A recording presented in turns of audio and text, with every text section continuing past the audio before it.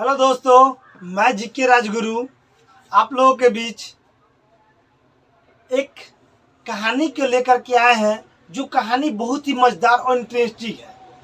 ये कक्षा 10 के लिए है तो हाइये है, बाकी बात इंटरेस्टिंग इतना है कि हर कोई सुन सकता है, हर कोई समझ सकता है कि आलस ज़िंदगी में जो है कैसे कैसे मतलब कि मनुष्य को कभी कभी गलत से गलत काम भी करवा देता है और आगे से आगे मतलब कि बढ़ा भी देता है। देखिए, इस कहानी के माध्यम से हम लोग जानेंगे कि आलसियों की क्या गति है। इस कहानी के माध्यम से जानेंगे कि आलसियों की क्या गति है। इस आलस कथा का मतलब होता है कि आलसियों की कथा। किसी कथा? आलसियों की कथा। आलस कथा का मतलब क्या होगा? आलसियों की कथा, जो मतलब कि तृतीय पाठ है। कितना पाठ है? तृतीय पाठ है, कक्षा 10 के लिए। कितना है? कक्षा 10 के लिए है। इस कहानी के माध्यम से जानेंगे कि क्या क्या क्या कैसे कैसे होता है, कि आलसियों के बारे में हम लोग इसको जान पाए, जो कक्षा 10 का है। आइए हम लोग जानते हैं इस मतलब कि वीडियो के माध्यम से कि आलस के बारे में पूरे कहानी जानेंगे। बहुत ही कम टाइम लेते हुए हम इस कहानी को बहुत अच्छे से एक्सप्लेन करने वाले, पूरे समझा देंगे इस वीडियो में, ताकि आप लोग एग्जाम में हिंदी मीडियम अच्छे से आलस कथा मतलब कि लिख कर आवे। ठीक है, यह संस्कृत का है। ठीक है, किसका है? संस्कृत में का मतलब कि 10 क्लास का तृतीय पाठ है। अच्छे से समझेंगे ताकि अच्छे से एग्जाम में लिख करके आएंगे। ठीक है, तो आइए हम लोग हिंदी के माध्यम से मतलब कि पढ़ा देते हैं, ताकि आप लोग अच्छे से समझ जाए। अगर आप लोग इस चैनल पर नए हैं, यह मेरा चैनल नहीं है, यह आप लोगों का चैनल है। अगर आप लोग चाहते हैं कि एग्जाम तक हर एक क्वेश्चन का आंसर, हर कुछ का आंसर, हर कुछ मेरे में पता चले और हर वीडियो कुछ कुछ मिलते रहे, तो आप लोग एक बार इसको सब्सक्राइब प्लीज कर ले और बेल आइकन को भी दबा ले, प्रेस कर ले, ताकि आप लोगों को हर एक वीडियो आप लोगों तक मेरा मतलब कि पहुंचता रहे और हम लोगों से, आप लोगों से मिलन होते रहे, हम भी आपसे बराबर मिलते रहे। तो आइए देखते हैं कहानी के माध्यम से क्या है आलस कथा। देखिए, इसमें कहानी बहुत इंटरेस्टिंग है। कहता है कि वीरेश्वर नाम का एक मंत्री था। कहाँ के था? मिथिला के। मिथिला के एक वीरेश्वर नाम के मंत्री होते हैं, जो मतलब कि एकदम मतलब मायामयी होती है। एकदम उसके पास दिल में जो है ना, बहुत ज्यादा माया रहता है। क्या रहता है? बहुत ज्यादा माया रहता है। बहुत ही दानी रहता है और दयावान रहता है, जिसके कारण वह बहुत लोगों को हमेशा जो है अन्न वस्त्र दान करते रहते हैं, और गरीब को भी वस्त्र दान करते रहते हैं, आलसियों सबको भी देते रहते हैं। देते देते क्या होते हैं, आलसियों की गति मतलब आलस के बहुत देते रहते हैं। खासकर आलसियों पर ध्यान देते हैं कि आलस को हम नहीं देखेंगे, इनको कौन देखने वाला है, कौन खिलाएगा। ठीक है, तो ऐसे ऐसे करते करते क्या होता है कि आलसियों को खाना तो खिलाते हैं, कभी 2 कभी 4 कभी 10 बढ़ने लगता है। लोगों को पता चल जाता है कि धीरे धीरे वहाँ पे खाना फ्री में मिल रहा है, वस्त्र फ्री में मिल रहा है, मतलब वीरेश्वर मंत्री के यहाँ पर। तो उससे क्या होता है कि मतलब बहुत सारे नकली आलसी बनकर के वहाँ जाकर के खाने लगते हैं और वहीं सोने लगते हैं, वहीं खाने लगते हैं और वहीं सोने लगते हैं, जिसके कारण उस पर मतलब कि मंत्री का खर्चा धीरे धीरे धीरे धीरे जहाँ 5 रुपया 10 रुपया 20 रुपया, वहाँ 100 रुपया होने लगा, मतलब कि 5,000 होने लगा। इस प्रकार खर्चा उनका जो है रोज मतलब कि बढ़ते गया। अगर खर्चा उसका बढ़ने लगा, जिससे उनको चिंता हुआ कि भाई पहले तो कम लगता था, अब इतना सारा लग रहा है, अब हम क्या करें, मतलब कि अब हम क्या करें। उसने क्या किया, तो तत्पश्चात सभी आलसियों को मतलब सोचा करती, लगता कि बहुत सारे नकली आलसी इसमें आ गए हैं, लेकिन आलसी को छांट कर निकालना बहुत मुश्किल था कि हम किस आलसी को पकड़े, या नकली है और कौन सा असली है, मतलब उसको मतलब कि पकड़ना बहुत ही मुश्किल हो रहा था। जिसके बारे में मंत्री सोचा कि इसका कुछ न कुछ तो उपाय निकालना पड़ेगा, नहीं तो खर्चा दिन पर दिन बढ़ रहा है। तो हम लोग क्या करें, या हम क्या करें जिससे मतलब नकली आलसी को पकड़ा जाए, और पकड़ने के बाद डायरेक्टली मतलब कि उसको अलग कर दिया जाए। मतलब कि इसके लिए तुरंत उन्होंने उपाय किया, सभी मतलब कि मंत्रीगण मिल करके और व्यक्तियों से सोचा है कि जितने हैं सबका बुद्धि बल का परीक्षा साथ साथ में हो जाएगा और नकली आलसी भी पकड़ा जाए।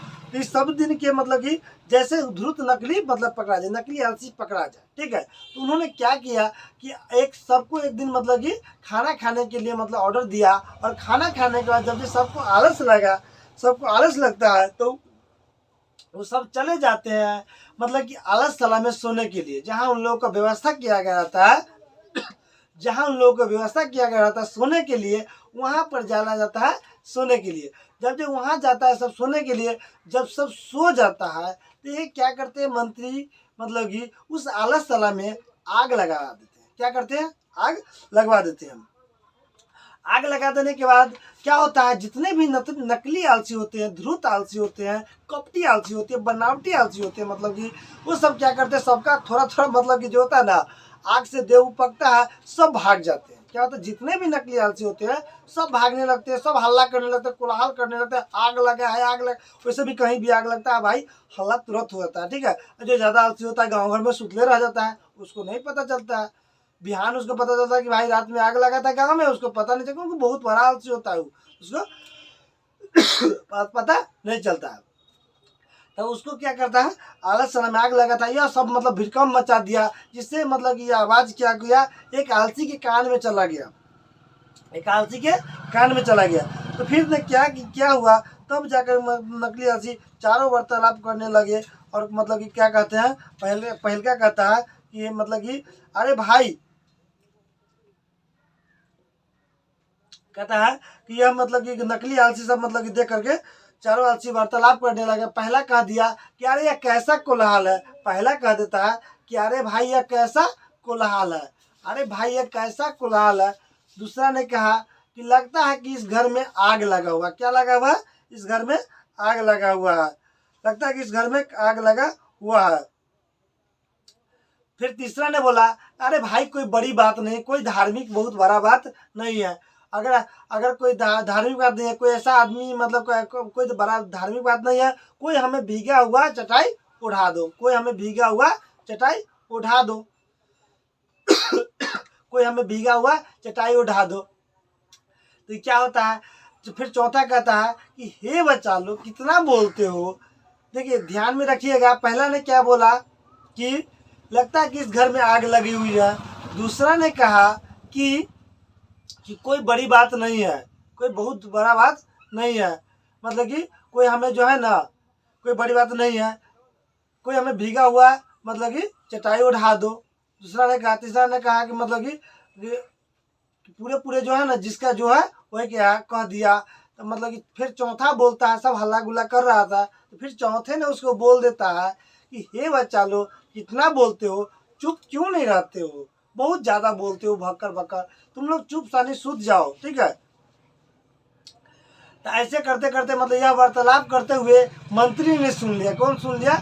मंत्री ने सुन लिया। जिसके बाद क्या होता है कि मंत्री को लग गया कि यही चारू असली आलसी है, बाकी सब नकली भाग चुके हैं। उसको भय होता है कि ऐसा ना हो कि हम लोग इसको छोड़ दें तो ये आलसी उसी में दब के मर जाए। इसलिए मृत्यु के भय के कारण चारों को वार्तालाप करते सुन करके बाहर से ही मतलब उसको केस पकड़ करके निकाल लिया जाता है, और केस पकड़ के निकाल लिया जाता है। उसके बाद मतलब कि उस चारों आलसी को बाहर निकाल दिया जाता है ताकि उनका जान सुरक्षित बच जाता है। इसलिए कहा जाता है कि स्त्रियों की गति मतलब कि सबसे पहले कि स्त्रियों की गति पति होते हैं। स्त्रियों की गति कौन होते हैं? पति होती है। बालकों की गति माता होते हैं। दयावान लोगों के बिना इस दुनिया में आलसियों की कोई गति नहीं है। दयावान लोगों के बिना आलसियों की इस दुनिया में कोई गति नहीं है। तत्पश्चात उन सभी को, उस सभी असली आलसी को, नकली को नहीं, असली आलसी को उन लोगों को रहने खाने पीने की व्यवस्था किया गया, और उनको मंत्री जो है धन दौलत दिए, धन दौलत दे दिए, ठीक है। आइए इस कहानी से हमें क्या शिक्षा मिलता है कि आलस कितनी बुरी वाला होती है। कहा जाता है कि आलस बहुत बुरी वाला, देखिए कहा जाता है कि आलसियों की जो होती है ना, आलस बहुत ही बुरा चीज़। अपने में एक कॉन्फिडेंस होता है जो मतलब कि खो देता है आलसी व्यक्ति सब। आलसी का मतलब होता है कि हर काम में आलसी करना, हर काम पीछे से करना, वो भी आलसी होता है। ऐसे भी आलसी होते हैं, वो भी आलसी होते हैं, ठीक है। सबसे पहले कहा जाता है कि मनुष्य के अगर सबसे बड़ा दुश्मन है तो आलस्य होता है। क्या होता है? आलस्य होता है।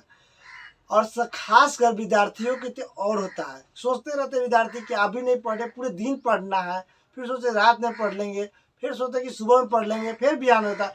मतलब कल के चक्कर में कभी कल नहीं होता है, और बच्चे पढ़ नहीं पाते सही से, और एग्जाम तक ऐसे ही सिलसिला चलते रहता है। इसीलिए आप लोग इस प्रकार न करें। जिस समय मिलता है आपको टाइम, उस प्रकार अच्छे से पढ़े, और ताकि एग्जाम में अच्छे से लिख पाए। खासकर हमारे कहना है कि विद्यार्थियों की सबसे बड़ा दुश्मन अगर होता है तो आलस ही होता है।